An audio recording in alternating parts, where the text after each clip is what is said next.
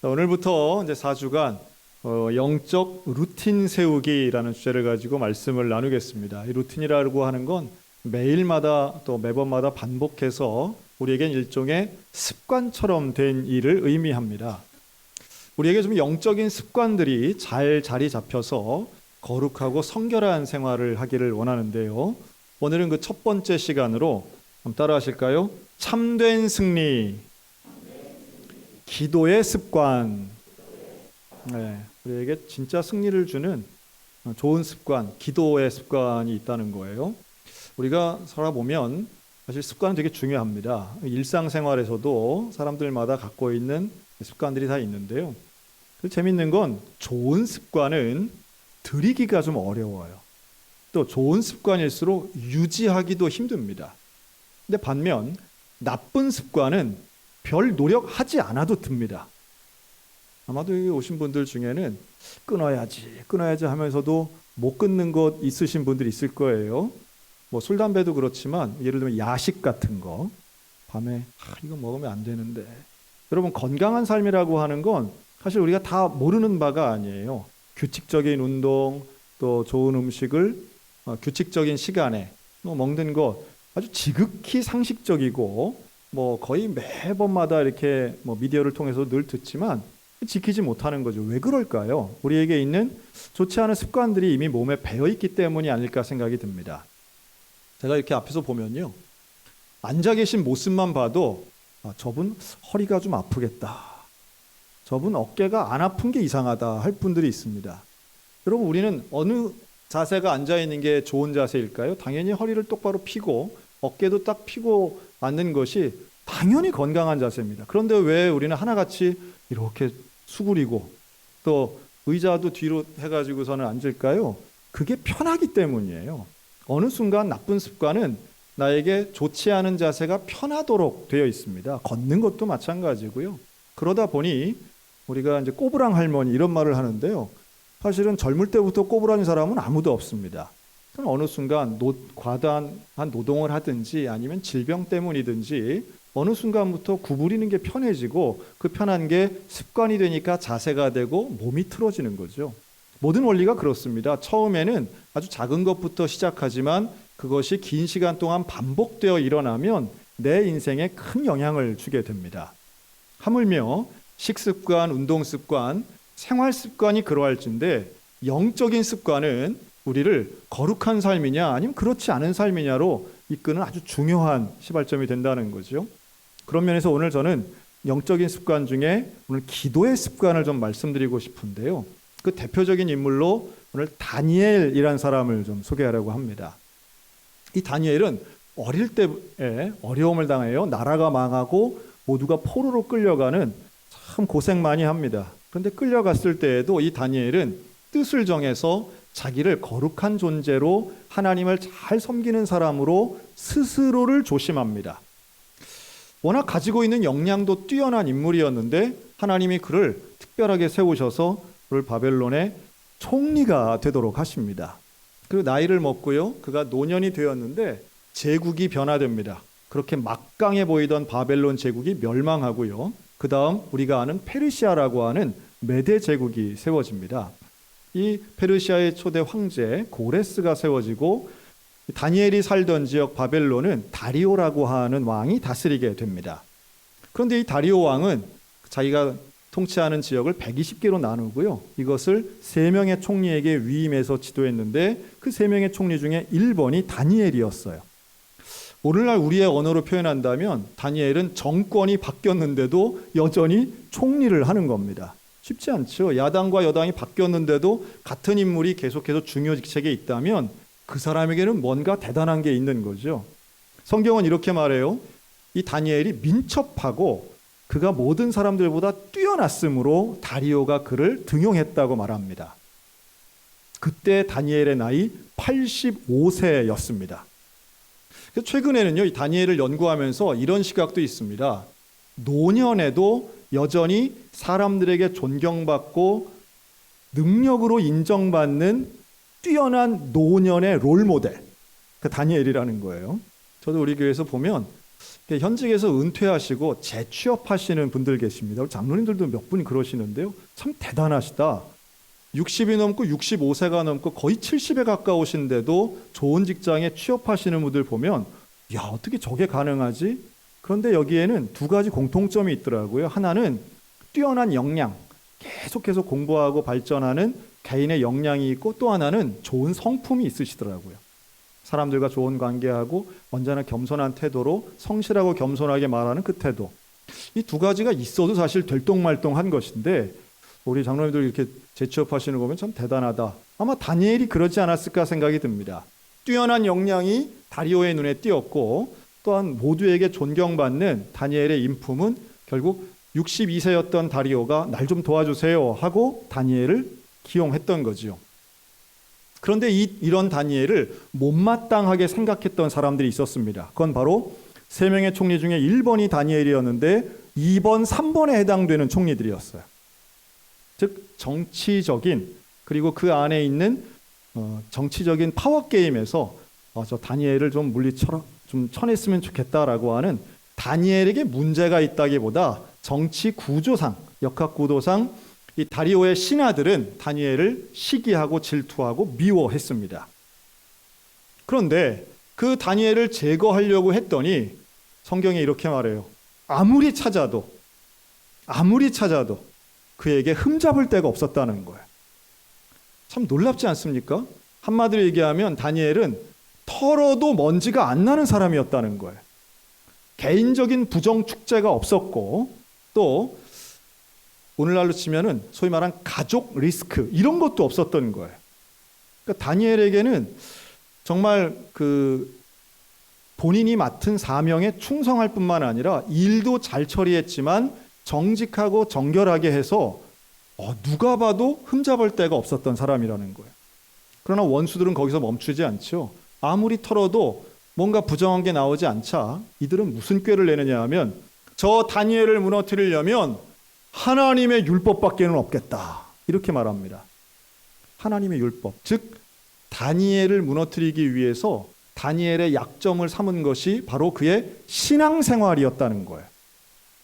신앙생활을 다니엘은 열심히 하지요. 그에게는 영적인 루틴, 거룩한 습관들이 있었는데 그걸 공격하자는 거예요. 그러면서 법을 세웁니다. 다니엘 한 명을 무너뜨리기 위해서 법을 고쳐요. 어떤 법을 세우느냐? 다리오 왕에게 신하들이 이렇게 제안합니다. 왕이시여, 이제 새로운 국가가 되고 우리 백성들의 마음을 새롭게 하기 위해서 이런 한시적인 특별법을 세웁시다. 앞으로 30일 동안 왕 외에 다른 사람이나 다른 신 앞에 절하고 구하는 사람을 사자굴에 집어넣읍시다. 그러니까 다리오 왕이 들을 때 그럴듯하거든요. 그렇지, 나의 권위를 세우는 일로 그래 필요하겠다.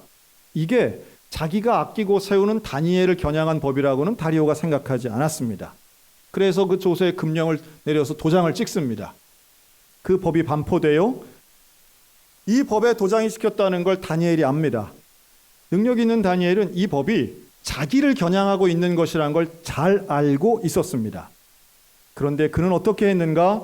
그는 그 법이 반포된 직후에 집으로 돌아가서 자기의 윗방으로 올라갑니다. 그리고 창문을 열고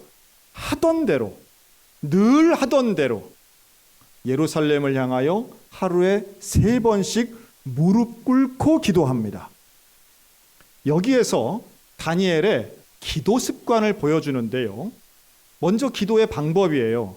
그는 같은 장소에서 같은 태도로 같은 시간에 기도합니다. 자, 하루에 3번 무릎 꿇고 기도해요. 자, 여러분, 우리 기도할 때는 교회 있는 쪽으로 우리가 머리를 틀고 기도해야만 할까요? 여러분, 기도할 때는 무릎 꿇고만 기도해야 될까요? 기도는 하루에 3번 이상 꼭 해야 될까요? 여러분, 이 방법은요, 얼마든지 바뀔 수 있습니다. 방법은 절대적일 수 없습니다. 원리가, 원칙이, 그 내용이 훨씬 더 중요하긴 합니다. 그러나 다니엘이 오늘 우리에게 보여주는 건 기도의 형식도 중요하다는 거예요. 왜 그럴까요? 왜 형식이 중요할까요? 형식은 내용을 담는 일종의 그릇 같은 것입니다. 그래서 이 그릇이 부실하면요, 내용을 제대로 담기가 어렵습니다. 또 그릇이 아예 없으면 우리가 소위 말하는 자유로운 형식, 말은 그럴듯하고 또 가능도 하지만 실제로는 형식이 없어지면 그 내용을 유지하기가 너무 힘들어집니다. 그래서 우리는 내용을 지키기 위해서라도 형식을 가치 있게 생각할 필요가 있다는 거예요. 그럼 우리에게 있어서 형식은 뭘까요? 여러분, 기도를 같은 시간에 같은 장소에서 스스로 결정해서 꾸준하게 기도하겠다라고 하는 기도의 습관을 들이면 그 안에 진짜 중요한 기도의 내용, 즉 하나님을 만나고 하나님을 경험하고 응답을 체험하는 역사가 일어나게 될 줄로 믿으시기 바랍니다. 그런데 이 형식이 없으면, 이 루틴이 없으면, 기도의 습관이 제대로 되어 있지 않으면 정말 기도해야 될 때 잘 기도가 안 되는 거예요. 참 중요한 부분이라고 저는 봅니다. 개인적으로 기도할 때도 그렇고 공적으로 기도할 때도 마찬가지예요. 여러분, 교회가 기도의 시간들이 있습니다. 새벽 기도회가 있고 수요일 날 모여서 기도하고 금요일 저녁에 모여서 기도합니다. 그런데 이렇게 함께 모여 기도할 때에 그냥 자유롭게 하는 게 아니라 시간을 정해서 함께 모여요. 그리고 그 모인 시간에 하나님의 은혜를 사모하며 기도하면 이것이 하루, 일주일, 한 달, 1년 쌓이게 되면 우리에게는 기도의 습관이 생기게 됩니다. 그리고 이 기도의 습관은 정말 기도가 필요한 가장 위기의 순간에도, 지금 다니엘은 원수들이 이 다니엘을 잡기 위해서 기도 금지령을 내린 거예요, 일종의. 그런데 바로 그 위기의 순간에 가장 두렵고 걱정되고 염려되는 순간에도 다니엘은 망설임 없이 고민 없이 기도할 수 있었던 것, 그에게 있는 평생을 지켜온 하던 대로 하던 기도의 습관이 있었기 때문이라는 거예요. 우리도 마찬가지입니다. 저도 목회하다 보면 진짜 기도가 필요한 가장 중요한 순간에 오히려 기도를 못 하시는 분들이 있더라고요. 너무 걱정이 되니까, 너무 두려우니까, 또는 너무 분주하니까 기도를 아예 잊어먹어요. 기도 필요하다는 건 알면서도 기도하지 못하게 되더라고요. 제가 좀 권면을 드립니다. 여러분, 아침에 일어나면 제일 먼저 생각하고 말하는 것이 하나님 앞에 기도가 되시기를 주의 이름으로 권면합니다. 또 하루를 마치고 잠자리에 들 때도 마찬가지예요.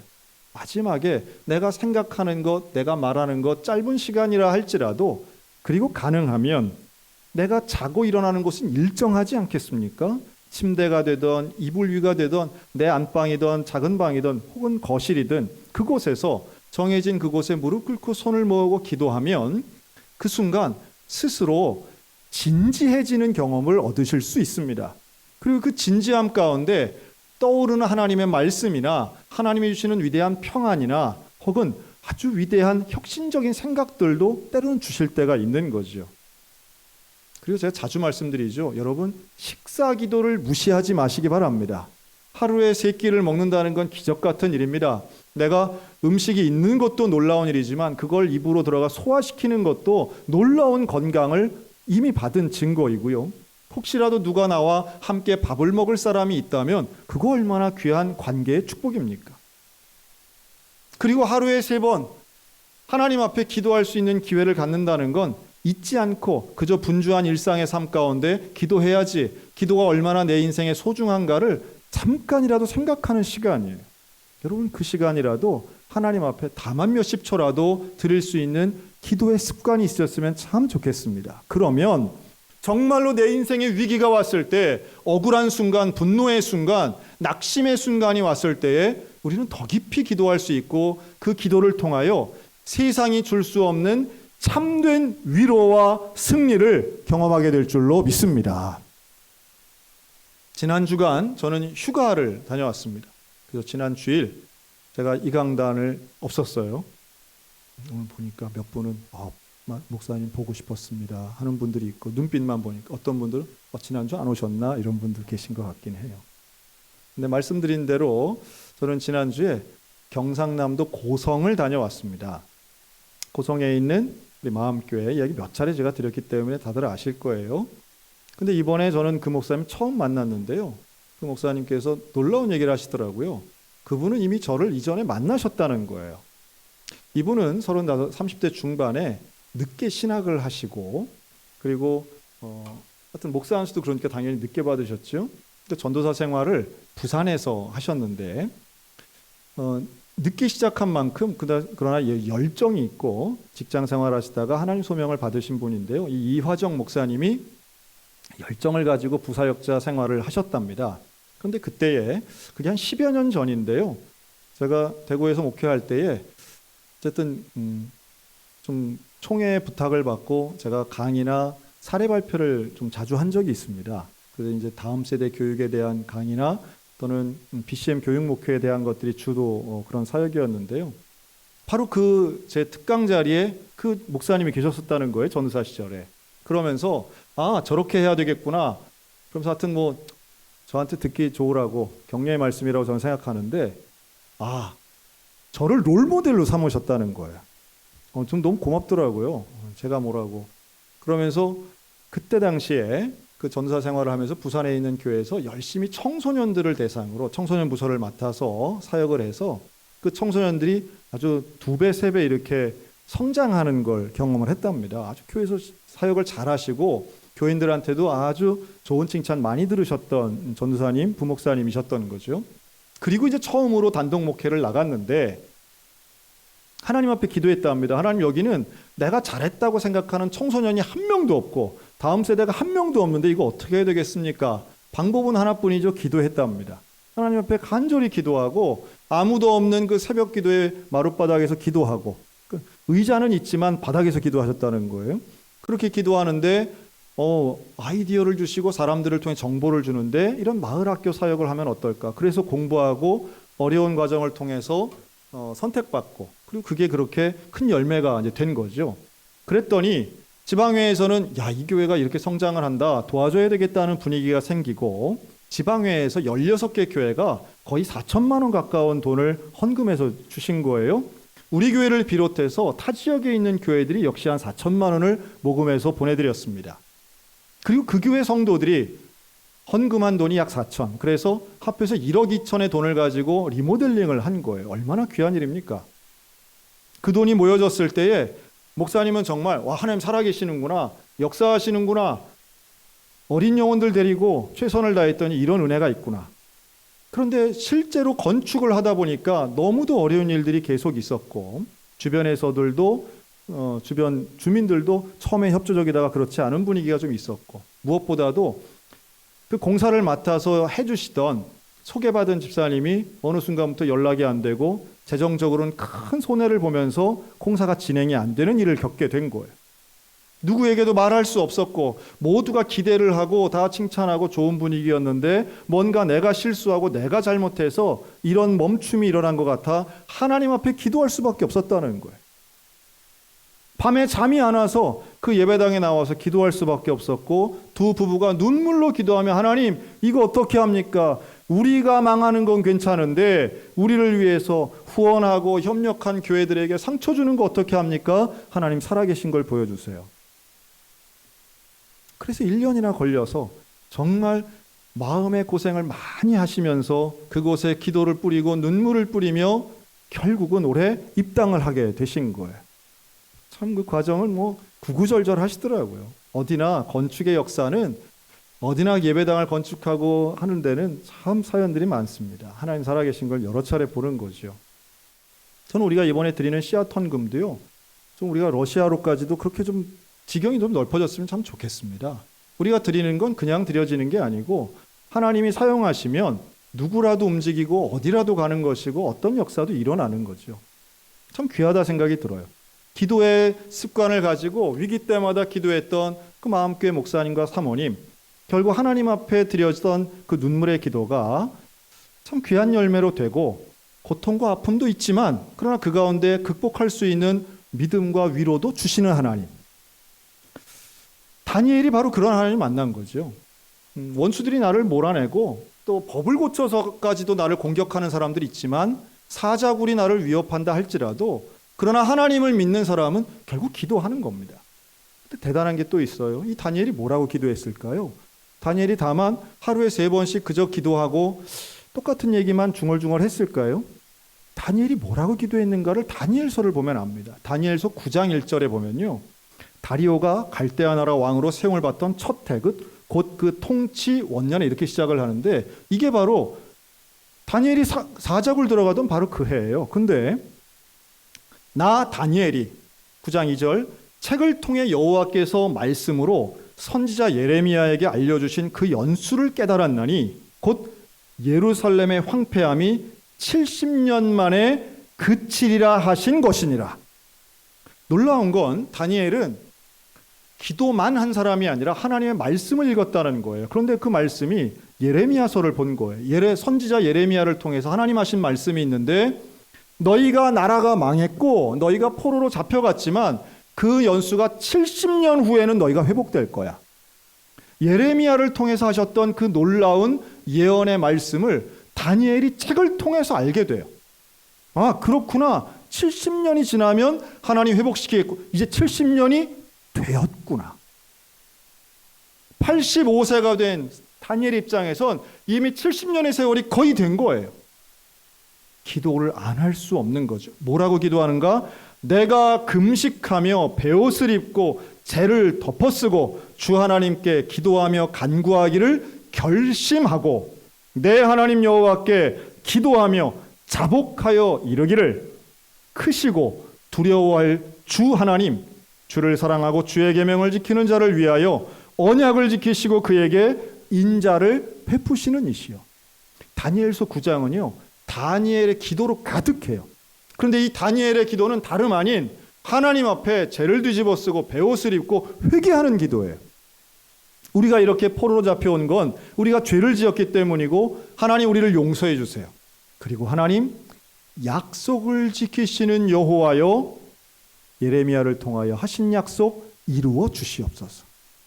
다시 말해 다니엘의 기도는 말씀에 근거하고 하나님의 말씀을 믿는 기도고 나라와 민족을 위한 기도였다는 겁니다.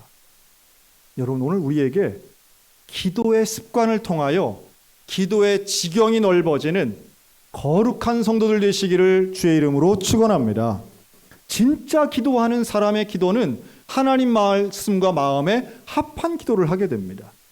허공에 뜨는 기도 아니고 이기적인 기도 아닌 하나님의 나라를 위한 기도가 되는 것이고, 백성을 위한 기도가 되는 것이고, 이웃을 위한 기도가 됩니다. 이게 기도의 지경이 넓어지고 깊이가 깊어지는 것이죠. 기도의 습관이 있으면 위기의 순간에 다시 극복할 수 있고 하나님을 바라볼 수 있게 될 줄로 믿습니다.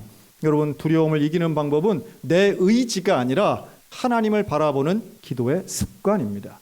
여러분, 새벽마다 또는 공적인 기도의 시간마다 개인의 기도의 시간을 매일마다 가지며 하나님 앞에 기도하시기를 바랍니다. 그렇게 기도하는 것이 결국은 나를 지키는 일이 될 것입니다. 우리가 주일날 시간을 정하여 모이는 것, 우리가 주일 예배 드리는 것도 전 마찬가지라고 봐요. 우리가 이렇게 주일날 함께 모여 예배 드리고 하나님 마음에 합하게 살기 위한 것, 이런 걸 한마디로 주일을 지킨다라고 말하지 않습니까? 그러나 뒤집어 생각하면 우리가 주일을 지키지만 사실은 이러한 형식적이지만 습관화된 거룩한 영적 습관이 주일이 우리를 지켜주는 거예요. 다른 데 가서 유혹당하지 않고 엉뚱한 데 가서 죄 짓지 않고 오직 하나님 앞에 말씀 듣고 찬양하고 기도하는 이 시간을 지켜내는 것이 사실은 나를 지키는 일이라는 거죠. 여러분, 우리 평생을 살아가며 하나님 앞에 거룩하고 영적인 습관을 잘 지켜서 온전한 일생, 거룩한 일생, 성결한 인생들 다 되시기를 주의 이름으로 축원합니다. 그럴 때 하나님 주시는 진짜 승리, 인생의 맛보는 거룩한 승리를 맛보게 될 줄로 믿습니다. 그 승리를 맛보는 거룩한 영적인 습관, 기도의 사람들 다 되시기를 우리 주님의 이름으로 축원합니다.